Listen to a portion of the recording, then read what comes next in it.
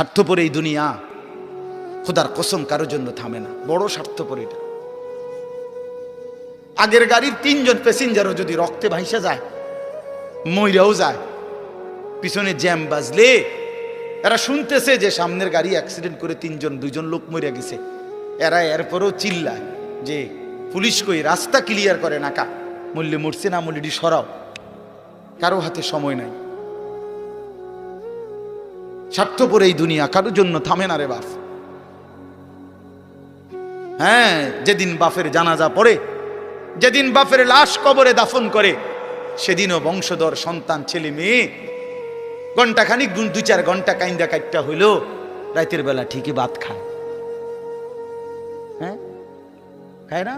পাশের ঘর থেকে খানা আনে, ওরা ঠিকই খায়। স্বার্থপর দুনিয়া যে, থামে না রে ভাই, থামে না।